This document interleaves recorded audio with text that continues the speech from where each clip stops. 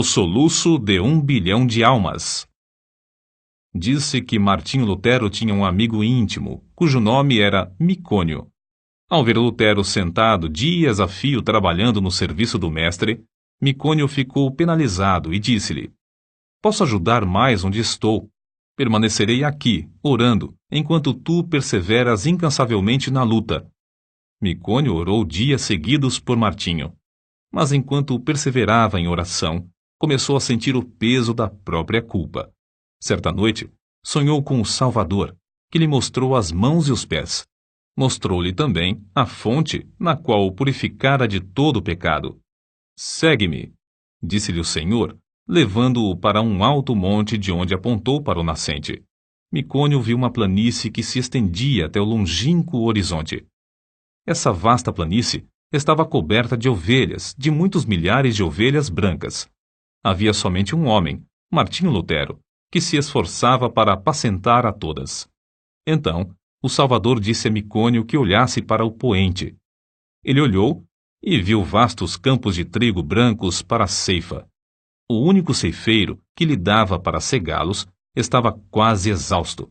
Contudo, persistia na sua tarefa. Nessa altura, Micônio reconheceu o solitário ceifeiro. Seu bom amigo, Martinho Lutero. Ao despertar do sono, tomou esta resolução: Não posso ficar aqui orando enquanto Martinho se afadiga na obra do Senhor. As ovelhas devem ser pastoreadas, os campos têm de ser ceifados. Eis-me aqui, Senhor. Envia-me a mim. Foi assim que Micônio saiu para compartilhar o labor de seu fiel amigo. Jesus nos chama para trabalhar e orar. É de joelhos que a Igreja de Cristo avança. Foi Lionel Fletcher quem escreveu. Todos os grandes ganhadores de almas, através dos séculos, foram homens e mulheres incansáveis na oração. Conheço como homens de oração quase todos os pregadores de êxito da geração atual, tanto como os da geração próxima passada, e sei que, igualmente, foram homens que oravam intensamente. Certo evangelista tocou-me profundamente a alma quando eu ainda era jovem repórter de um diário. Esse evangelista estava hospedado em casa de um pastor presbiteriano. Bati à porta e pedi para falar-lhe. O pastor, com voz trêmula e com um rosto iluminado por estranha luz, respondeu: Nunca se hospedou um homem como ele em nossa casa. Não sei quando ele dorme. Se entro no seu quarto durante a noite para saber se precisa de alguma coisa, encontro-o orando. Vi-o entrar no templo cedo de manhã e não voltou para as refeições. Fui à igreja. Entrei furtivamente para não perturbá-lo. Achei-o sem paletó e sem colarinho. Estava caído de bruços diante do púlpito. Ouvi a sua voz como que agonizante e comovente, instando com Deus em favor daquela cidade de garimpeiros, para que dirigisse almas ao Salvador. Tinha orado toda a noite. Tinha orado e jejuado o dia inteiro. Aproximei-me furtivamente do lugar onde ele orava prostrado. Ajoelhei-me e pus a mão sobre seu ombro. O suor caía-lhe pelo corpo. Ele nunca me tinha visto, mas fitou-me por um momento e então rogou: Ore comigo, irmão. Não posso viver se esta cidade não se chegar a Deus. Pregara ali 20 dias sem haver conversões. Ajoelhei-me ao seu lado e oramos juntos. Nunca ouvira alguém insistir tanto como ele. Voltei de lá assombrado, humilhado e estremecendo. Aquela noite assisti ao culto no grande templo onde ele pregou. Ninguém sabia que ele não comera durante o dia inteiro, que não dormira durante a noite anterior. Mas, ao levantar-se para pregar, ouvi diversos ouvintes dizerem: A luz do seu rosto não é da terra. E não era mesmo. Ele era conceituado instrutor bíblico, mas não tinha o dom de pregar.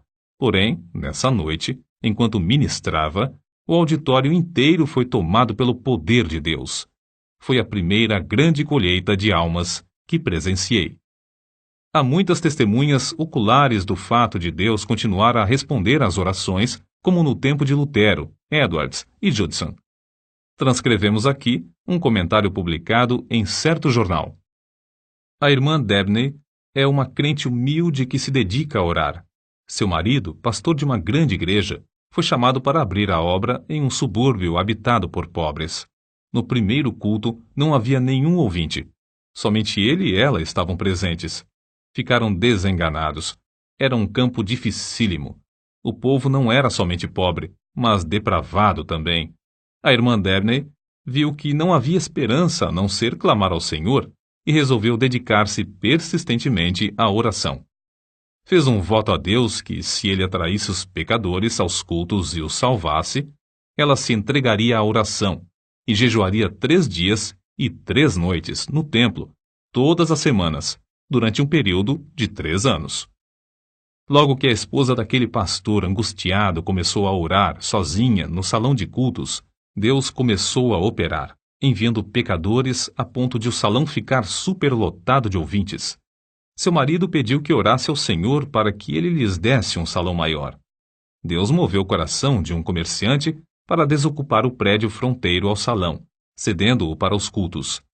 Continuou a orar e a jejuar 3 vezes por semana, e aconteceu que o salão maior também não comportava os auditórios. Seu marido rogou-lhe novamente que orasse e pedisse um edifício onde todos quantos desejassem assistir aos cultos pudessem entrar. Ela orou e Deus lhes deu um grande templo, situado na rua principal desse subúrbio. No novo templo, também a assistência aumentou a ponto de muitos dos ouvintes serem obrigados a acompanhar as pregações de pé, na rua. Muitos foram libertos do pecado e batizados. Quando os crentes sentem dores em oração, é que renascem almas. Os que semeiam em lágrimas cegarão com alegria. Salmos, capítulo 126, versículo 5. O soluço de 1 bilhão de almas na terra me soa aos ouvidos e comove o coração. Esforço-me, pelo auxílio de Deus, para avaliar, ao menos em parte, as densas trevas, a extrema miséria e o indescritível desespero dessa multidão de almas sem Cristo. Medita, irmão, sobre o amor do Mestre, amor profundo como o mar. Contempla o horripilante espetáculo de desespero dos povos perdidos, até não poderes censurar, até não poderes descansar, até não poderes dormir.